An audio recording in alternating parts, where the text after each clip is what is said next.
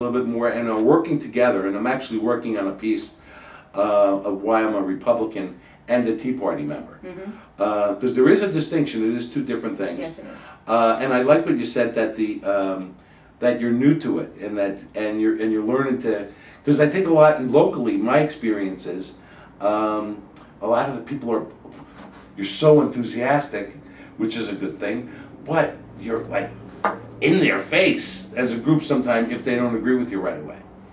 And I don't say that critically, I say it kind of more as an observation. But because what I know more than anything is that you want to be effective, and you are being effective. You're changing the world.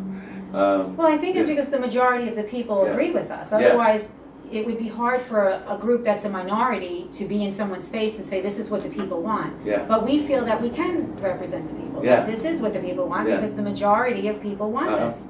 And then it's okay to do it. You know, if you're allowed to protest if you're not the majority. Of course, you can go say whatever you want. But I think I know we're right. I'm sorry, I just know we're right. So I will get in their face, and we will get in their face. But we're trying to be respectful at the same time. There's no reason to be disrespectful. There's, I mean, it's hard to control. It's just really a group of American citizens. And so to say that, there might have been a racist remark, I've never heard one. That's not to say there hasn't been, but if there was, you can't control everything. I've never heard any of that at all. And I really admire, like the people at the Obama rally, that you kind of we did not that you engaged them positively. But there's something of a perception from the more mainstream political people, and when or aren't used to being as enthusiastic as you were, are taken back by the results you're producing, which are extraordinary. They should be. But I think the two sides. I think the key to Anna Little's victory was the two sides worked together. Absolutely. Absolutely. There was those in the mainstream Republican Party who saw she's the better candidate, and there's meaning Anna's the better candidate than who saw that? There was quite a few people, myself included, but quite a few people in the mainstream Republican organization who saw that, and beyond the organization, in the mainstream Republican voters who came out and voted for it, and I think the Tea Party and those who did not just vote the party line is what put Anna over the top, is my opinion. It was a mixture of a lot of things. It was Anna being a great candidate. It was the only thing I would say, though, is I wish that the Republican Party would have done what we did. I mean, we vetted them. We actually went through hours of, and they came to us. So that's another thing. I mean, we didn't, literally, I was sitting in my bunny slippers, I can't put it any other way, watching TV with my laptop on my lap, which is what I do. And I got an email from Mike Halfaker, was the first one. And he asked if he can come and talk to our group. And then it followed, and being perfectly honest, the only one that didn't was Diane Gooch. She's a lovely woman. I have nothing bad to say about her, but she did not acknowledge us. She didn't respond, to us. So we never really did the same thing with her as we did with the rest of the candidates, potential candidates. Well, and I know for a fact that the Republican Party did vet all the candidates. They just probably did it differently than you did. I was there when they did their vetting. I wasn't there when you were in your slippers. But but it was different. It was difference of opinions, and you've changed the. Some of them have admitted to us that it was money. Oh, without a doubt. I have no problem saying that. There's no question that it was. And I have a problem with that, and so do. It's not just me, obviously. That's a problem to me. That's a big problem. Obviously, money wasn't what it was all about. True, and I believe it won't be in the general election, but it remains to be seen. You need money. I mean, I know that. I know we need money, but I'm not that foolish. But and what you and your organization has proved is the power of grassroots. We've been talking about grassroots for a long time. And it was unpredictable what you did. What I love about America, put aside the politics, because I wasn't politically savvy. I mean, I'm learning a lot, but it was, like I said, it was more about patriotism. This is what I love. This is what I love about it. I still pinch myself because I still can't believe it. I mean, I knew Anna was going to win. Yeah. But yet, I still can't believe it. And I know she's going to win again. I know she is, because it just can't be any other way.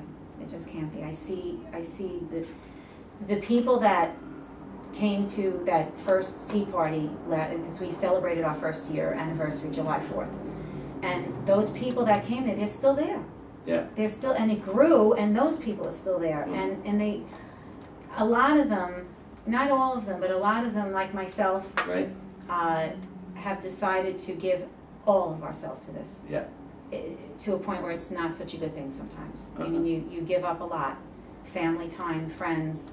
I made a lot of new friends, but I lost almost all of my old friends. Is that right? Yes. But, you know what, they'll come around. Hopefully they'll come back. I don't know if this will ever be done, so that we'll say, okay, come on back. But yeah. But I've made a decision to just, that's it. That's and this was sometime last year. Actually, years ago, I knew that it sounds weird, I don't want to get all weird, but I always knew something, I had to be a part of something. Right. And you know when you have a dream and you're glad you told someone, because then it comes true and you don't want to say later, hey, I had a dream about that, and they don't believe you. I'm glad I actually told people that something is going to happen, something big, and I know I need to be a part of it. Yeah. I know that I don't know what it is yet, but I need to be a part of it. And then when this started to happen, I knew that this is it, because I love it. Yeah. I love it. I love being a part of it. So, so you give your whole self to it. You can't just, with what's going on, you can't sit back and today and not do it. And right. I mean, they're passing a bill while you're sitting home, relaxing. Right. No relaxing. Yeah. There's no relaxing. And so this is like it for you, I guess.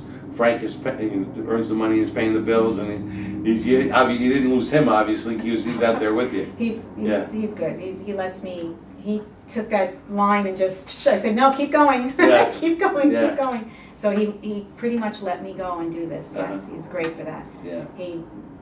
He's a Latino man that could really have a problem with this, but I just kind of said, please, just trust me. You have to let me go. And my kids are grown; they're in college, so they're fine with it. So for me, it works out okay. That's great. Yeah. Good. Is there anything? What do you want? What do you want to accomplish by doing what you're doing? I would just like people to. I guess I just would want people to understand how it should be. That they shouldn't listen to things like 2 + 2 = 5. They should understand, like, no, that's not how it is. You have to have personal responsibility. That's what I try to, when we do our walk with Anna, with our army. If I do say, if someone doesn't agree, I try to say, don't you want to have personal responsibility? That seems to me the most important part. I don't want somebody telling me what I should be doing, how I should feed my children, or what kind of car I should drive. I believe in personal responsibility. I think you should take, if you can't take care of yourself, if you can't buy a house, if you can't, you either can do it or you can't. And if you can't afford it, then I don't know, go get a better job, and if you can't, just deal with what you have. I don't believe in that everyone should have everything. So you want to accomplish a change in the culture so that people are more responsible for themselves. Well, yes, that they don't. I guess that they don't continue to listen to what Obama and Nancy Pelosi and Harry Reid, these people are feeding them, and then when you have the media not helping the situation, people, they go home. Most people, they're at work. They go home, they read the paper, they watch 2 minutes of TV on the mainstream media, and so you really can't blame them. This is what they hear. They don't hear anything else. Yeah. So, so we're out there, I guess, trying to be like missionaries, trying to get... It is like a mission for you, isn't it? Yes, oh, absolutely. I remember there was a Republican municipal chairman who I ran into the Sunday night before the primary. And I knew we were going to win, being Anna Little. Yeah. And he knew Diane Gooch was going to win. And he said to me, "Who is this Barbara Gonzalez?" Oh, gosh. He says, "I saw her writing on Anna's signs on the highway in the middle of the night. It was like come out and vote, or putting stickers on the signs. Oh, on the because. Well, we wanted people to. Some people didn't even know there was a primary. Yeah. So there's signs on the road that say vote. They didn't know when. So it's. But what his point was, that there's someone who's really passionate and on a mission. Very passionate. Yeah. About it. Very passionate about it.